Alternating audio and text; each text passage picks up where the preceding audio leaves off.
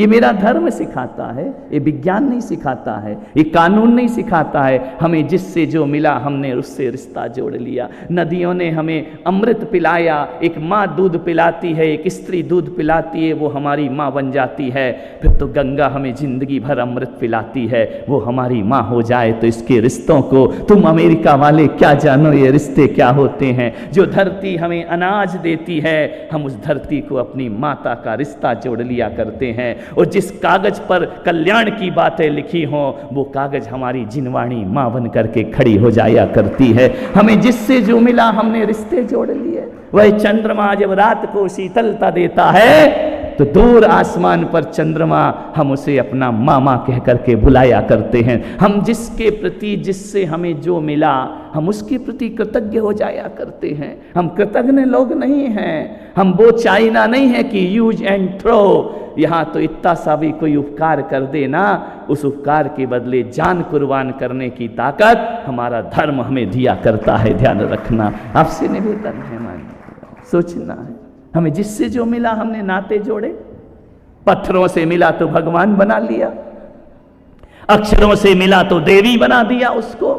और जो माता हमें जन्म देती है ना, हम उसे भी अपनी माँ कहते हैं। और एक माँ वो है जो जन्म देने के साल भर तक हमें दूध पिलाती है। अपनी माँ कितने दिन दूध पिलाती है? बोलो रे, पिया है कि नहीं माँ का दूध? है कि मदर डेयरी में पले हो? पिया है ना। अपनी माँ कितने दिन दूध पिलाती है? साल भर दूध पिलाती है ना, जब तक बच्चा खाना नहीं सीखता है। अरे जो एक साल हमें दूध पिलाती है हम उसे माँ कहते हैं। और जो गाय जिंदगी भर दूध पिलाती है हम उसे गौ माता कह करके बुलाया करते हैं। देखना, जन्म देने वाली माँ ने तो एक बार ही दूध पिलाया है ना, लेकिन गौ माता अपने बछड़े से छुड़ाकर हमारे बच्चों को पाला करती है। इतनी परोपकारी गौ माता होती है। हम तो पशुओं को भी माँ का रिश्ता और दर्जा दे दिया करते हैं। हम तो वो लोग हैं जहाँ जिससे जो मिला हम उसे दे दिया करते हैं। जन्म जन्म के हम बंजारे बस्ती बांध न पाएगी, अपना डेरा वहीं जमेगा जहाँ शाम हो जाएगी। जो भी हमको मिला राह में प्यार बोल के बोल दिए, जो भी हमको मिला राह में प्यार बोल के बोल दिए। और कुछ भी नहीं छुपाया दिल में, सब दरवाजे खोल दिए। और मस्ती अपना हाथ पकड़कर मंजिल तक ले जाएगी और अपना डेरा वहीं जमेगा जहाँ शाम। हम तो वो संवेदनशील लोग हैं ना। कहीं मोहल्ले में शहनाई बजती है, किसी की बेटी की बारात आती है ना, तो शहनाई सुनकर हमारे दिल झंकृत हो जाया करते हैं। भले उस बेटी से हमारा कोई रिश्ता ना हो। और जब कोई बेटी डोली पर विदा होती है तो बेटी भले अपनी ना हो, लेकिन विदाई का क्षण आता है ना तो हमारी भी आंखें भर आया करती है। हम इतने संवेदनशील लोग हैं। मैं आपको अपनी संस्कृति से परिचित करा रहा हूं, ध्यान रखना। हम तो वो भारत के लोग, वो हिंदुस्तान के लोग, पड़ोसी में किसी की मौत हो जाए ना तो हम अपने घर में उत्सव नहीं मनाया करते हैं। ध्यान रखिए, हम हिंदुस्तान के वो लोग, कहीं किसी मोहल्ले में गाय मार दी जाती है ना तो हम उस दिन खाना नहीं खाते हैं ढंग से। ध्यान रखना, वो हमारा देश की संस्कृति सभ्यता है। इसमें पल पुस रहे हैं हम लोग, इसमें जी रहे हैं हम लोग। ऐसी संस्कृति कहीं यदि पूरे विश्व में मिलती है तो केवल हमारे हिंदुस्तान में मिला करती है। ध्यान रखना, हमारे यहाँ वैराग्य भी है, हमारे यहाँ राग भी है, हमारे यहाँ वीतरागता भी है, हमारे यहाँ सब चीज़ों से विरक्त संत भी हुआ करते हैं। तो सब रसों में डूबने वाला संगीत भी हमारे देश में हुआ करता है। ध्यान रखिए, हम वो लोग, हमारे पास सब कुछ है। भारत के पास क्या नहीं क्या है, सब कुछ है। नृत्य भी है, गान भी है, ध्यान रखना, खेल भी है, आनंद भी है, भक्ति भी है, पूजा भी है, अध्यात्म भी है। ध्यान रखना, हम भारत के वो लोग कभी कभी ध्यान में डूब जाते हैं तो कभी भक्ति में घुंघरू बांध कर नाचने भी लगते हैं। हम भारत के वो लोग हैं ध्यान रखना, कभी कभी करोड़ों एक एक साल 6-6 महीने के उपास भी कर लिया करते हैं। और हम भारत के वो लोग हैं, कोई भूखा आ जाए तो अपना भोजन उसे भोजन में दान कर दिया करते हैं। ध्यान रखना, हम वो लोग, हर विधाओं में जीने वाले हम लोग, हर चीज़ में हम विभिन्न भाषाओं में जीने वाले भी लोग। भाषाएं अलग अलग हो सकती हैं लेकिन भावनाएं सबकी एक हुआ करती हैं। क्या मराठी, क्या गुजराती, क्या बंगाली, क्या गुजराती, क्या राजस्थानी, अरे भाषाएं कितनी भी अलग हों, लेकिन एक चीज कह सकता हूं, आज में आज़ादी का अमृत महोत्सव पूरी दुनिया में मन रहा है। क्या गुजराती, क्या है, क्या राजस्थानी, हम कहीं के भी लोग हों। अभी मंगलाचरण प्रस्तुत किया ना हमारी बेटियों ने, मुझे नहीं मालूम था प्रकाश मुझसे क्या करवा रहा है, वो तो यहाँ आने की बात पता चला कि क्या करवाया है। ध्यान नहीं, वो तुम नहीं, वो हम और प्रकाश के बीच की बात है, ध्यान रखिए।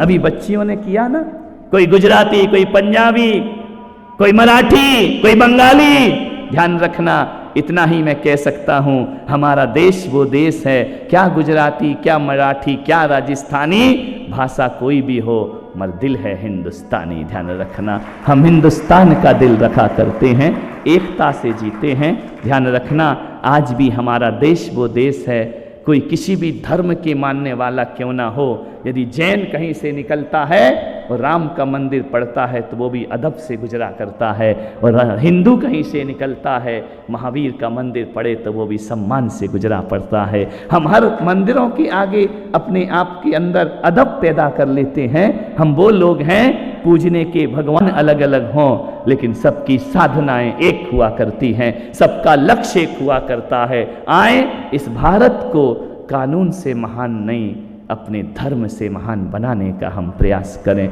वहाँ तक पहुँचने का हम प्रयास करें। डांट डपट के दुनिया नहीं सुधरा करती है। ध्यान रखना, धार्मिक भावनाओं से हृदय में परिवर्तन आता है।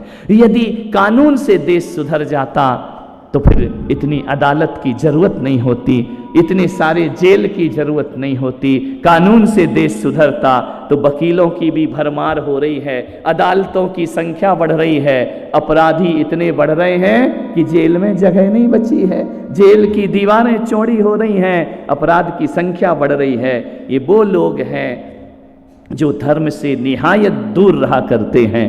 धर्म से जुड़ कर के चलो, धर्म में लीन होकर के चलो। और मुझे लगता है कि बस है ना, अब ज़्यादा नहीं, ज़्यादा धार्मिक हो गए तो घर में पत्नियों ने जो खाना बनाया वो खाएगा कौन। ध्यान रखना, इतने भी धार्मिक मत हो जाओ। लेकिन कह सकते हैं कि आज संजय भाई की टीम ने हृदय को झंकृत किया है, मन को झंकृत किया है, और महावीर को जमीन पर उतारने का संगीत से प्रयास किया है। ये जो अजान हो रही है ना, ध्यान रखना, ये जो अजान हो रही है, आवाज आ रही है, ये क्या है? ये भी संगीत है ना। नहीं तो गा के अल्लाह को क्यों पुकार रहे हैं? रामायण क्या है? संगीत है। महाभारत क्या है? संगीत है। गीता के श्लोक क्या हैं? संगीत हैं। ओ बैरागी लोगों, तुम्हारा समय सार की गाथाएं क्या हैं? वह भी संगीत हुआ करती हैं। संगीत रहित कौन सा मजहब है? संगीत रहित कौन सा धर्म है?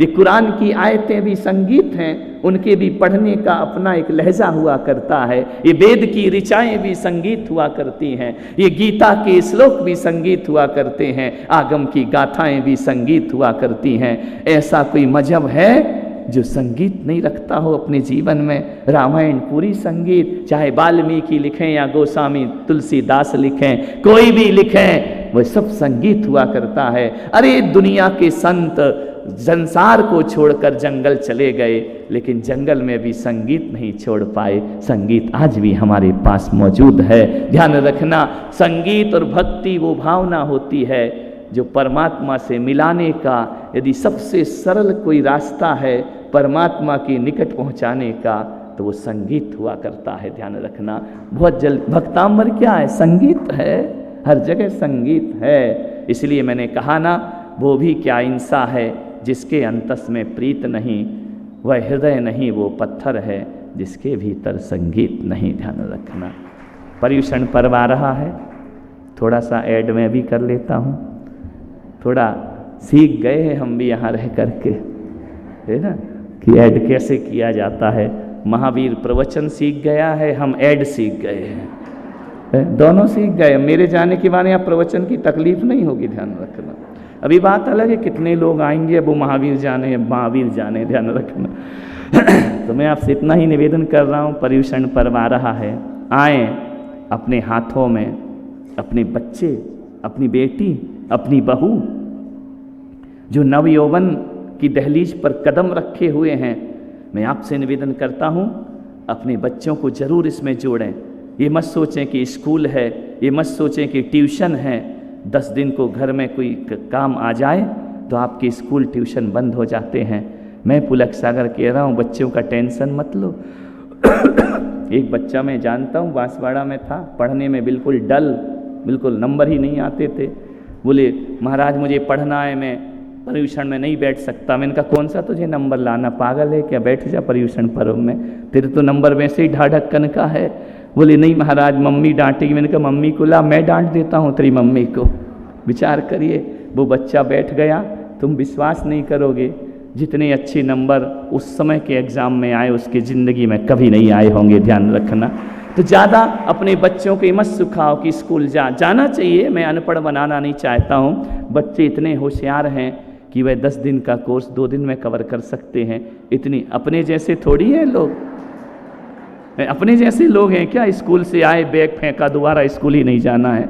और कोई शोक सभा होती थी ना हमारे स्कूल में, तो कहते थे प्रिंसिपल सभी 2 मिनट का मौन रखिए, हमारे फलाने नेता चले गए, 2 मिनट का मौन रखो। वो 2 मिनट का मौन शोक नहीं था, इतना आनंद दिवाली मनती थी कि अच्छा हमारा आज छुट्टी तो ही, ध्यान रखना। ज्ञान गंगा का दूसरा पार्ट शुरू हो रहा है और मैं चाहता हूं कि कल से मुझे माइक 8:45 बजे मिलना चाहिए। आप लोग भी जल्दी आएं, रोज की तरह नहीं कि 9, 9:15 पे मिले। जल्दी आने का प्रयास करिए, मैं जल्दी छोड़ूंगा। आज भी था, मैंने ही महावीर से कहा था कि थोड़ा अभी सूचना नहीं हुई थी इसलिए लेट चलता है। कल से हम सभी लोग कितने बजे आना है, 8:45 पे आओगे, 8:30 बजे 8:45 पे माइक मुझे मिलेगा और नहीं मिला तो मैं खुद ले लूँगा, है ना, लेकिन समय पे काम होना चाहिए। आज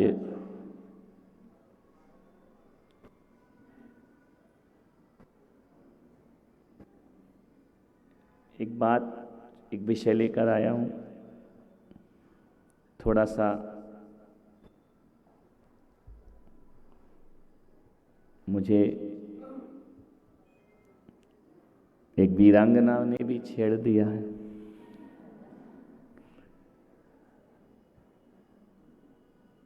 मुझे लगा उनकी बातों को सुनकर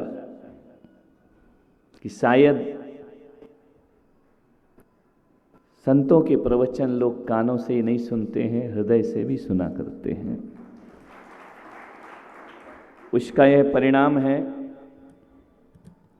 कि एक जैन समाज की बेटी देश के लिए, वतन के लिए इतना सब कुछ कर रही है। तुम तालियां बजा रहे थे और मेरा सीना गर्व से फूल रहा था।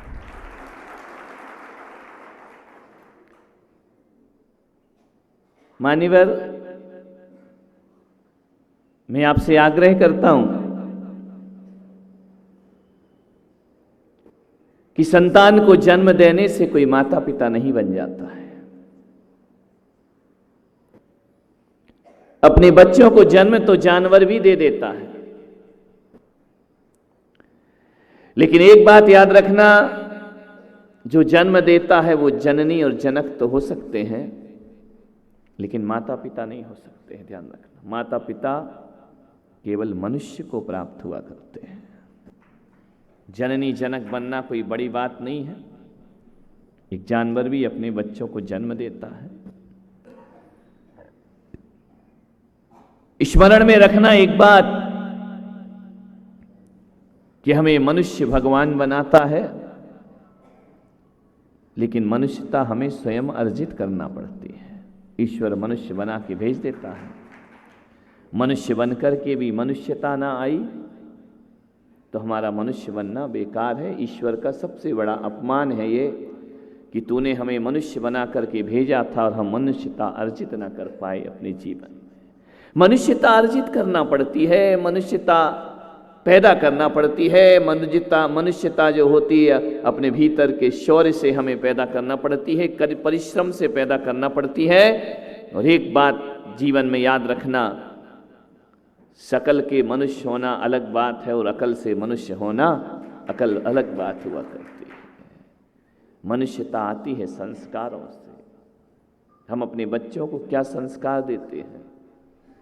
मैं आपसे निवेदन करता हूं, अपने बच्चों को लाड़ करो, प्यार करो, स्नेह दो, वात्सल्य लुटाओ, लेकिन इसके साथ साथ उनके अंदर संस्कार भी होना चाहिए।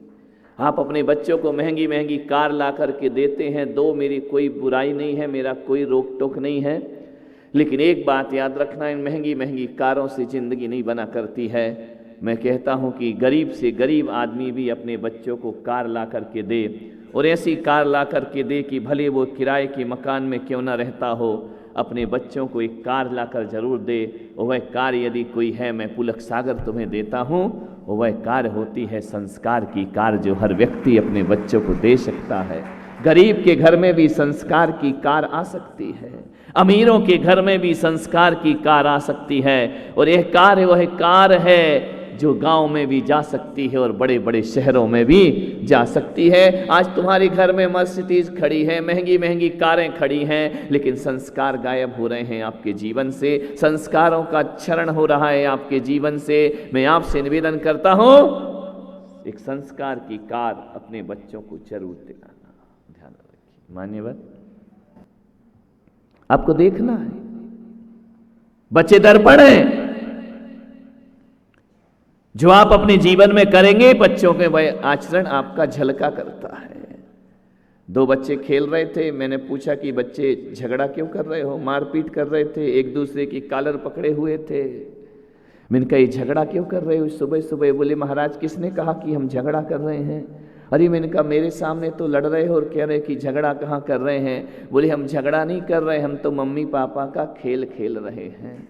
अब विचार करिए, जो बच्चे इस तरह के खेल खेलेंगे तो समझना उनके घर में कैसी महाभारत हुआ करती है, उनके घर में क्या हुआ करता है। ये मम्मी पापा का खेल हुआ करता है, एक दूसरे को मारपीट करना, एक दूसरे को गाली गलौज करना। मैं आपसे निवेदन करता हूं, माँ बाप का चरित्र ऐसा होना चाहिए जो बच्चों में झलकना चाहिए, दिखाई देना चाहिए। आपसे निवेदन है, आपसे आग्रह कर रहा हूं बड़ी विनम्रता के साथ। गला मेरा खराब है, सही नहीं है, फिर भी मैं आया हूँ बोलने के लिए कि यदि मैं अपने गले को देखूंगा तो समाज गली बन करके जीने लगेगी, ध्यान रखना। इसलिए गले की परवाह नहीं करके समाज को चौराहे से, गलियों से निकाल कर राजपथ से जोड़ना मेरा काम हुआ करता है। एक बात ध्यान रखना, हम संतों का काम केवल मंदिर बनाना नहीं हुआ करता है। मैं ये नहीं सोचता हूँ कि संत वही है जो मंदिर बनाता है।